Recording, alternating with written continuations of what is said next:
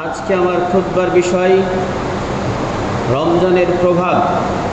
রমজানের প্রভাব ধরে রাখার উপায়সমূহ, অর্থাৎ রমজানে আমরা যে আমলগুলি করেছি সেইগুলি যাতে করে আমাদের বিফলে না যায়, নষ্ট না হয়ে যায়, সেইগুলি যদি আমরা ধরে রাখতে চাই, বিফলে যদি যেতে না দিতে চাই, তাহলে আজকের খুতবাটি অত্যন্ত একটি গুরুত্বপূর্ণ। আমরা যারা আসতে পেরেছি, আল্লাহ যেন আমাদেরকে সেই কথাগুলি শোনার এবং বাকিটা জীবন আমল করার তৌফিক দান করেন। আমরা সবাই বলি আল্লাহুম্মা আমিন। আমি কোরআনুল কারীম সূরা নাহল আয়াত নাম্বার হচ্ছে 92 নম্বর আয়াতের প্রথম থেকে একটি অংশ, আর সূরা আলে ইমরান আয়াত নাম্বার হচ্ছে 8 উল্লিখিত আয়াত এবং সহিহ মুসলিম এবং ইবনে মাজাহ থেকে দুইটি হাদিস পরিবেশন করেছি। উক্ত আয়াত এবং হাদিসকে সামনে রেখে আজকের বক্তব্য এটি টানার চেষ্টা করব ইনশাআল্লাহুল আজিজ। ওমা তাওফিক ইল্লা বিল্লাহ আলাইহি তাওয়াক্কালতু ওয়া ইলাইহি উনীব। সম্মানিত উপস্থিতি, মহান আল্লাহ তাআলা আমাদেরকে রমজান মাস দিয়েছিলেন, আমরা পেয়েছি। রমজান মাস দেওয়ার একটা কারণ হচ্ছে তাকওয়া অর্জনের জন্যই মহান আল্লাহ তাআলা আমাদেরকে রমজান মাস দিয়েছিলেন। সেই রমজান মাস থেকে তাকওয়া অর্জন আমরা কতটুকু করতে পেরেছি, আমাদের আমলগুলি আল্লাহ তাআলা কতটুকু কবুল করেছেন, আমরা কেউ জানি না। তো সেই আমলগুলিকে ঈমান যার যত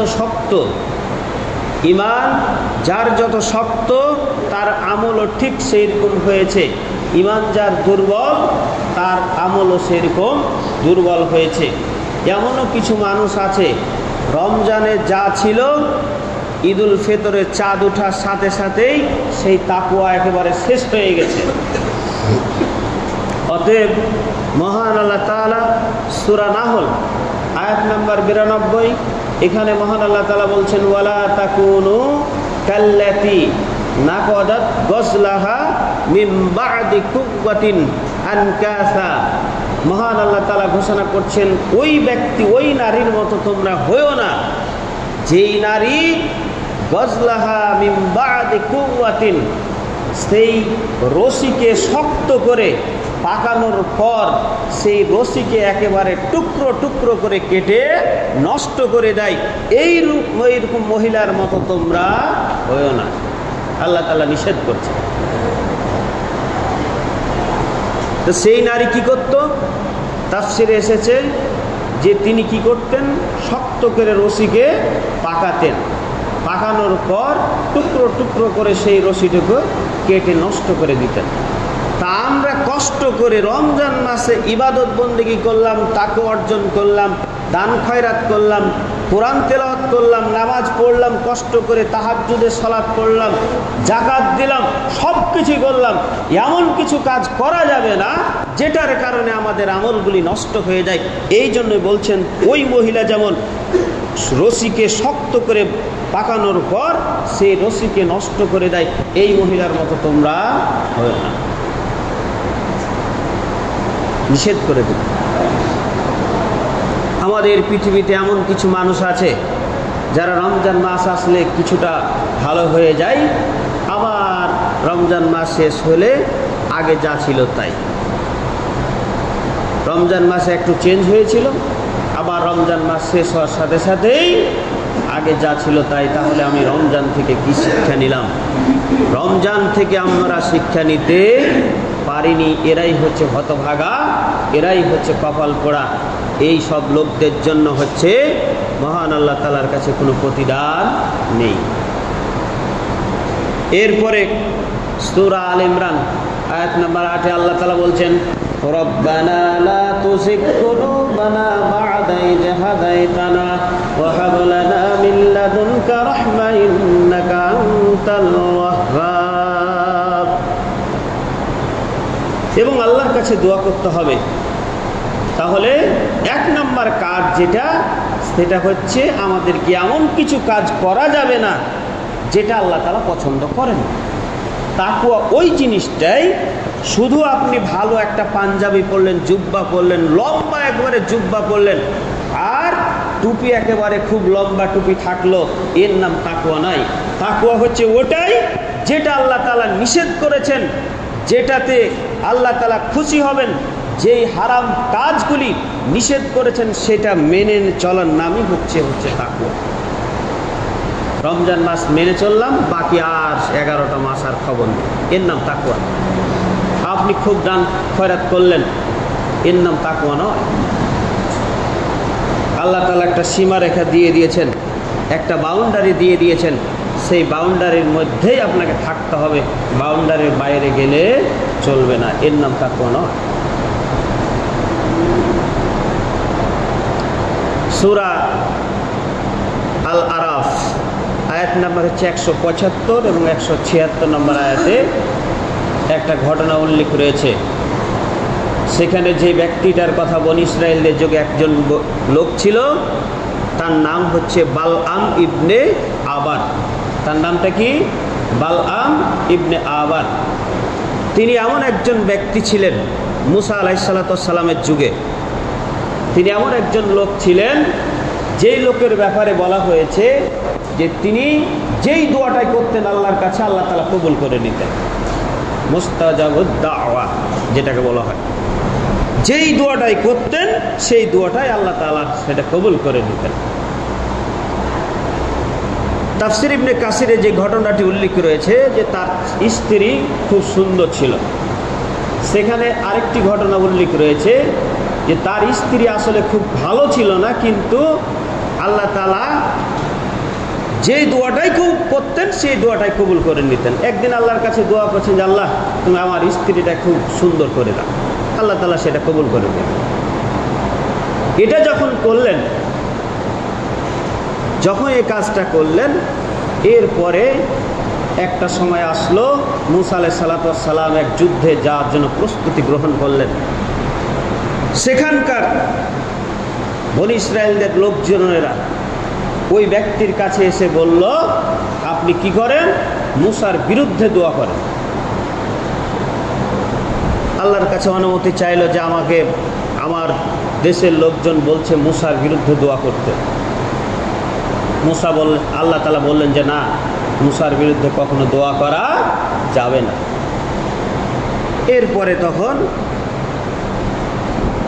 লোকজনেরা তার স্ত্রীর কাছে গেল, তার স্ত্রীকে বিভিন্ন উপঢৌকন বিভিন্ন জিনিস দেওয়ার প্রতিশ্রুতি দিয়ে স্ত্রীকে দিয়ে স্বামীকে কোপাঘাত করলেন।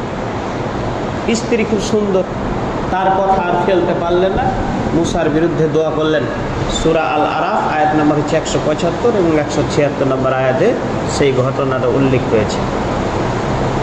তো এখান থেকে আমাদের একটাই শিক্ষা, মহান আল্লাহ তাআলা যেমন মুসার বিরুদ্ধে যখনই দোয়া করলেন, আল্লাহ তাআলা তাকে এক একটা কুকুরের সাথে তার উদাহরণ দৃষ্টান্ত পেশ করলেন যে তার জিহ্বাটা হচ্ছে বের করে বড় করে রেখে দিলেন। যেমন কুকুরের জিহ্বা যেমন বড় হয়ে থাকে, সে দৌড়ালেও জিহ্বা বের করে দৌড়ায়, আবার আস্তে হাঁটলেও সে জিহ্বা বের করে হাঁটে। তখন ওই ব্যক্তিকে ওই ব্যক্তির মতো করে দিলেন আল্লাহ তাআলা। এখান থেকে আমাদের শিক্ষা হচ্ছে এমন কিছু কাজ করা যাবে না, আমি এমন কিছু ব্যক্তি, এমন কিছু মানুষ, এমন কিছু মানুষের বিরুদ্ধে এমন কিছু কাজ করব না যেই কাজটার ফলে মহান আল্লাহ তাআলা আমার আমলগুলিকে নষ্ট করে দেন। এই কাজটা কখনো করা যাবে না। আল্লাহ তাআলা এই জন্য বলছেন, রব্বানা লা তুযিগ কুলুবানা বা'দা ইয হাদাইতানা ওয়া হাব লানা মিন লাদুনকা রাহমা ইন্নাকা আনতাল ওয়াহ্হাব। হে আল্লাহ, তুমি আমাকে রমজান মাসে ভালো পথে ভালো কাজগুলি করার যে তৌফিক দিয়েছো, এই কাজগুলি যাতে করে আমি অব্যাহত রাখতে পারি, আমার অন্তরটাকে হেদায়েত যে পরিপূর্ণ করেছেন এরপরে আবার খারাপের দিকে নিয়ে যান। এইভাবে দোয়া করতে পারলাম। আমরা অনেক মানুষ রমজান মাসে গীবত বাদ দিলেও রমজান মাস শেষ হওয়ার সাথে সাথে আবার গীবতে জড়িয়ে পড়ে, আপনার আমল শেষ। বরবাদ, শেষ, কিছুই থাকবে না, জিরো।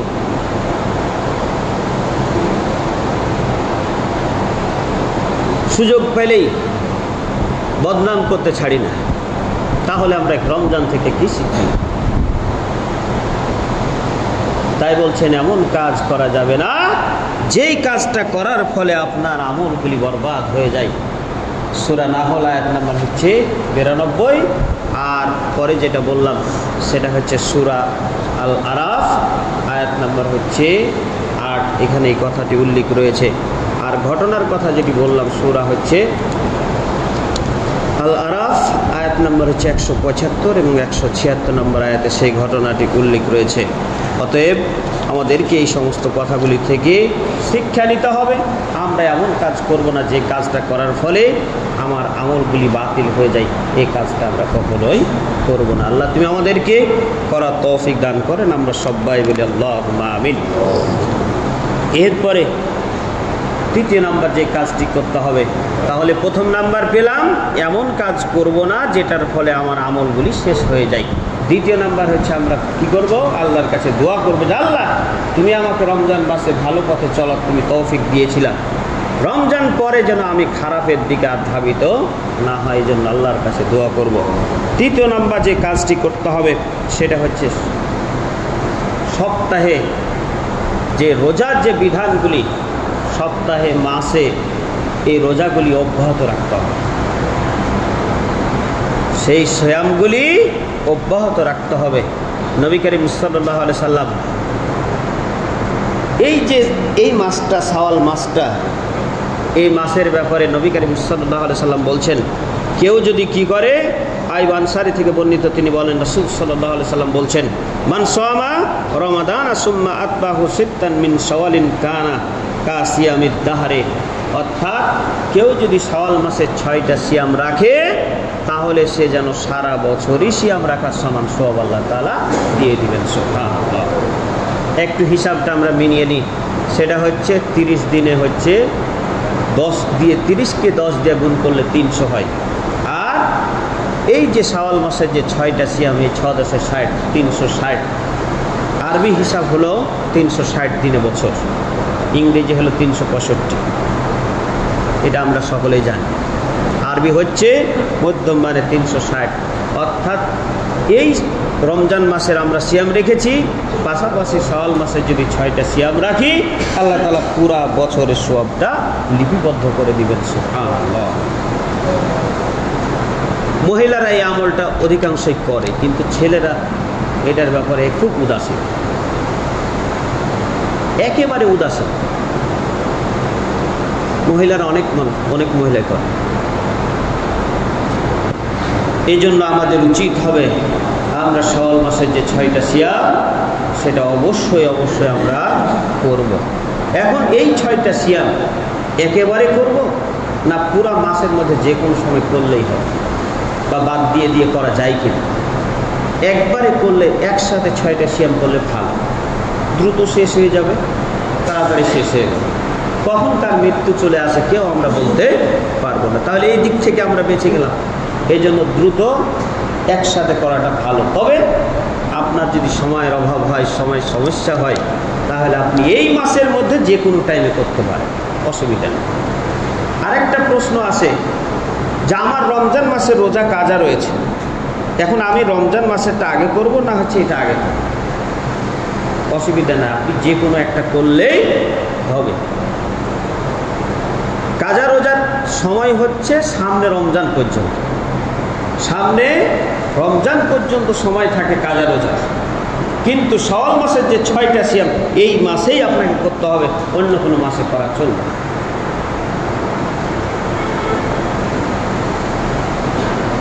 তাহলে আপনি রমজান মাসের যে সিয়াম যদি কাজা থাকে তাহলে কাজা আদায় করেন, এরপরে শাওয়ালে করেন। আর যদি সময় খোলা না হয় তাহলে আপনি শাওয়ালেরটা করে নেন, আর বাকি যে সিয়ামগুলি রয়েছে সেগুলো আস্তে আস্তে করবেন। একটা বছর সময় থাকে, 11টা মাস আপনাকে আল্লাহ তাআলা অবকাশ দিয়েছেন, তবে যত দ্রুত সম্ভব সেগুলি করে নেওয়াটা ভালো। অতএব আমরা যেন এই কাজগুলি করতে পারি, আর শাওয়াল মাসের যে সিয়ামগুলির ব্যাপারে বলা হয়েছে সেগুলি যেন করতে পারি। আল্লাহ সেই তৌফিক তুমি আমাদেরকে দান করুন, সকলে বলুন আল্লাহুম্মা আমিন। তাহলে তৃতীয় নাম্বার যেটা পেলাম সেটা হচ্ছে যে রোজাগুলো রয়েছে, যে সিয়ামগুলো রয়েছে মাসে হচ্ছে 3 দিনের সিয়াম। আইয়ামে বীজ অর্থাৎ 13, 14, 15 তারিখে যে সিয়ামগুলি, কেউ যদি এই সিয়ামগুলি রাখে তাহলে 3টা যদি রাখে 3 × 10 = 30, অর্থাৎ পুরা মাস রোজা রাখলে যা নেকি ওই 3টা রোজা রাখলে মহান আল্লাহ তাআলা সমপরিমাণ সওয়াব দিয়ে দেবেন। সুবহানাল্লাহ। এরপরে সোমবার এবং বৃহস্পতিবার, এই রোজার ব্যাপারে অনেক ফজিলত রয়েছে, আমরা যাতে করে এইগুলি রাখতে পারি আল্লাহ সেই তৌফিক তুমি আমাদেরকে দান করুন, সকলে বলুন আল্লাহুম্মা আমিন। এরপরে আমরা যে কাজটি করব, 4র্থ নাম্বার যে কাজটি, সেটা হচ্ছে দান খয়রাত অব্যাহত রাখা। রমজান মাস আসলে দান খয়রাত করে, আর রমজান মাস চলে গেলে আর দান খয়রাত করে, এই কাজটা করা যাবে, অব্যাহত রাখতে হবে। রমজান মাসে আপনি 500 টাকা দিতেন, অন্য মাসে 100 টাকা, মানে সেটা যেন জারি থাকে, এক কথায় বন্ধ যেন না করে।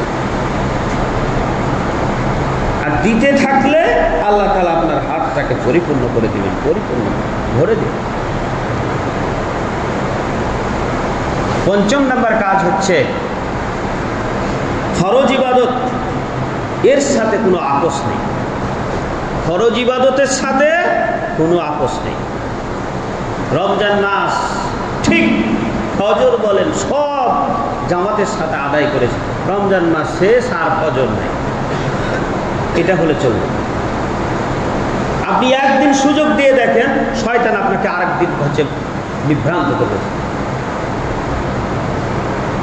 কোনো সুযোগ দেওয়া চলবে না।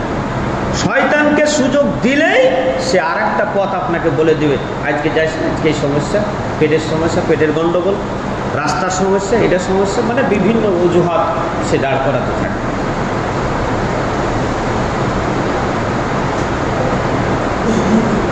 এবং সেটা চেষ্টা করবেন জামাতের সাথে। সময় হয়ে গেছে, দেরি হয়ে গেল, আর যাবো না, বাছাই করে,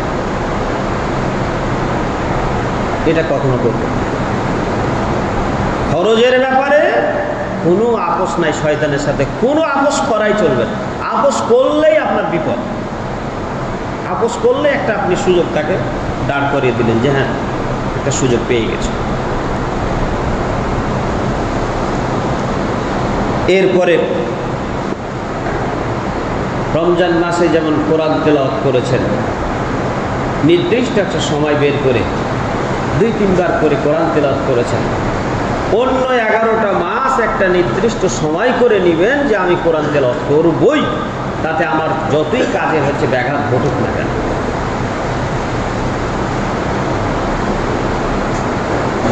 রমজান মাসে ঠিকই আদায় হয়, কিন্তু রমজান পরে আর সেটা হয়ে ওঠে, এটা জানো না।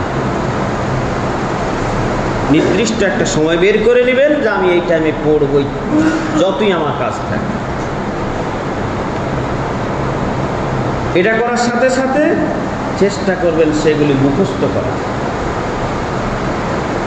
সেইগুলি যখন মুখস্থ করবেন, সেইগুলি আবার 5 ওয়াক্ত সলাতে চেষ্টা করবেন পড়ার, তাহলেই আপনার মুখস্থটা থাকবে, না হলে সেই মুখস্থটা থাকবে। হাদিসে এটা রয়েছে যে আরবি অর্থাৎ কোরআন তীর যেমন হচ্ছে খুব দ্রুত গতিতে চলে যায়, মুখস্থটাও ঠিক আপনার ব্রেন থেকে হারায় যেতে থাকে। আপনি যেটা মুখস্থ করবেন সেটা আপনি 5 ওয়াক্ত সলাতে পড়ার চেষ্টা করবেন। আজকে একবার ভুল হলো, একটা আয়াত হলো, এরপরের দিন আরেকটা পড়লেন, এইভাবে আস্তে আস্তে যদি এই প্র্যাকটিসটা করেন, ইনশাল্লাহ আপনার অনেক অনেক অনেক মুখস্থ হবে। কিন্তু আমরা কি করি, অনেক মানুষ আছে সূরা নাস ফালাক আছে তো আছে, সারা জীবন 40-50 বছর ওইটাতে চলে গেল, আর মুখস্থ করার সুযোগ হয়ে ওঠে। এই কাজ করলে চলবে। পাশাপাশি আরো যে কাজটা করবেন, কোরআনের অর্থটা পড়বেন, বুঝবেন, জানবেন, নিজের জীবনে সেটা বাস্তবায়ন করার চেষ্টা করবেন। এই যে এভাবে করলে আপনার জীবনের উন্নতি হবে। কোরআন পড়লাম, রেখে দিলাম, কিছু নিজের জীবনে বাস্তবায়ন করলাম না, কোনো লাভ হবে না। তাহলে কোরআন বিষয়ে যে কথাগুলি বললাম, কোরআন পড়বেন, মুখস্থ করবেন, সেটাকে 5 ওয়াক্ত সালাতে পড়ার চেষ্টা করবেন, অর্থ পড়বেন, বুঝবেন, সেটা নিজের জীবনে বাস্তবায়ন করার চেষ্টা করবেন, নিজের জীবনের আলোকে সেটা করার চেষ্টা করবেন। তাহলেই আপনার জীবনটা সার্থক হবে, পরকাল আপনার সুখময় হবে ইনশাআল্লাহ। এরপরে যে কাজটা করবেন সেটা হচ্ছে কোরআনের জ্ঞান বাস্তবায়ন করার চেষ্টা করতে হবে। কোরআনই এমন একটা জিনিস, কোরআনই আপনাকে শান্তি দিতে পারে, কোরআনই হচ্ছে রহমত, কোরআনই হচ্ছে আল্লাহ তাআলার সন্তুষ্টি অর্জনের যতগুলি মাধ্যম রয়েছে তার মধ্যে কোরআন অন্যতম। এরপরে আরও যে কাজটি করবেন সেটা হচ্ছে ভালো বন্ধু নির্বাচন করা। ভালো যদি বন্ধু না থাকে, আপনি একদিন না একদিন খারাপের হতে বাধ্য, আপনি হবেন খারাপ। একটা কথা রয়েছে, সৎসঙ্গ স্বর্গবাস, অসৎসঙ্গ সর্বনাশ। আমরা টাকার পিছনে ছুটতে গিয়ে বন্ধু যে কেমন এটা আমরা নির্বাচন করতে পারি, টাকার দিকে আমরা তো। একটা আতরের দোকানে যদি যান, তাহলে আতর যদি আপনি নাও কিনেন, তাহলে গানটা যে সেন্টটা সেটা অবশ্যই আপনি পাবেন। কেন? আপনি গিয়েছেন সেখানে, গেলেই ভালো যে গানটা সেন্টটা সেটা আপনি পাবেন, আতর না কিনলেও পাবেন। ভালো বন্ধু যদি আপনি নির্বাচন করতে পারেন, ভালো বন্ধুর সাথে ভালো মানুষের সাথে চলেন, তা ভালো জিনিসটাই পাবেন। খারাপের সাথে খারাপ চললে খারাপটা পাওয়ার সম্ভাবনা বেশি। যেমন কামারের দোকানে অর্থাৎ হাফরের কাছে যদি যান, তাহলে কি হবে? আগুনের ফুলকি এসে আপনার জামাতে লাগবে, সেটা পুড়ে যেতে পারে, সেটা নষ্ট হয়ে যেতে পারে। ঠিক সেই রকম সৎসঙ্গ স্বর্গবাস, অসৎসঙ্গ সর্বনাশ। আমরা যাতে করে এই কাজগুলি করতে পারি, আল্লাহ সেই তৌফিক তুমি আমাদেরকে দান করুন। সকলে বলুন আল্লাহুম্মা আমিন। আরও যে কাজটি করবেন, প্রতিদিন চেষ্টা করবেন একটা ভালো কাজ করার, নিজেকে মূল্যায়ন করবেন, বুঝবেন আজকে আমি কি কাজটা করেছি, কারোর সাথে অন্যায় করেছি কিনা, কাউকে কোনো একটা ধোঁকা দিয়েছি কিনা, কেউ আমার কথাতে আঘাত পেয়েছে কিনা, কেউ আমার প্রতি অসন্তুষ্ট হয়েছে কিনা। রাত্রে যখন ঘুমাতে যাবেন তখন মূল্যায়ন করবেন, চিন্তা করবেন যে আজকে কাকে আমি কষ্ট দিয়েছি, দুঃখ দিয়েছি। যদি এই কাজগুলি করতে পারেন, ইনশাল্লাহ রমজানের যে প্রভাব বা রমজানের যে আমলগুলি, এইগুলি ইনশাল্লাহ নষ্ট হবে না।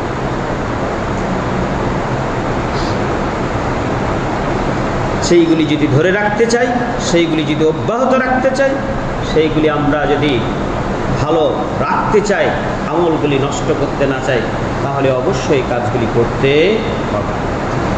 রাত্রে ঘুমাতে যাবেন, চিন্তা করবেন কারো প্রতি অন্যায় করেছি কিনা, সকাল হলেই সাথে সাথে তার কাছ থেকে মাপ নিয়ে আসবেন। যদি কারো হক নষ্ট করে থাকি, কারো সম্মান নষ্ট করে থাকি, কাউকে হেয় প্রতিপন্ন করার জন্য কারো কাছে বলে তাকে অপমান করেছি, আপনি গিয়ে তার কাছ থেকে মাপ নিয়ে আসবেন। জান্নাত তো সোজা না, শ্বশুর বাড়ি না যে আপনি গেলেই বাড়ির দরজা খুলে দেবে, এটা না। প্রত্যেকটা জিনিস, প্রত্যেকটা আমল আপনাকে জবাব দিতে হবে, উপায়। আর যারা দায়িত্বশীল আছে তারা তো আরো কঠিন। কুল্লুকুম রাইন ওয়া কুল্লুকুম মাসউলুন আন রাইয়াতিহি। প্রত্যেকেই দায়িত্বশীল, তার দায়িত্ব সম্পর্কে, তার অধীনস্থ যেগুলি রয়েছে তাদের সম্পর্কে তাকে জিজ্ঞাসা করা হবে, কারোর সাথে অন্যায় করেছে কিনা, কারোর সাথে খারাপ আচরণ করেছে কিনা, এইগুলি জবাব দিতে হবে, অন্যথায় জান্নাত যাওয়া সহজ না।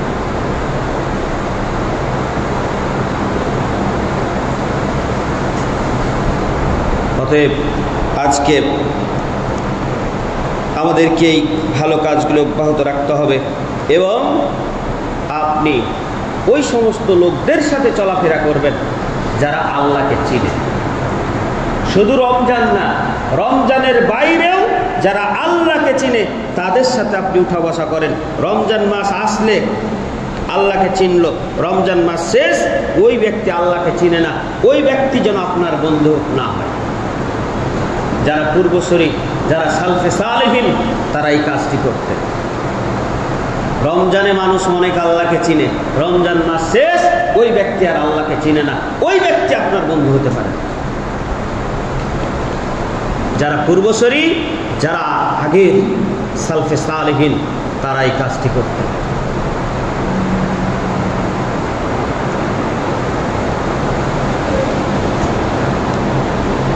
সূরা বানি ইসরাইল আয়াত নম্বর 14, ইকরা কিতাবাকা কাফা বিনাফসিকাল ইয়াউম আলাইকা হাসিবা।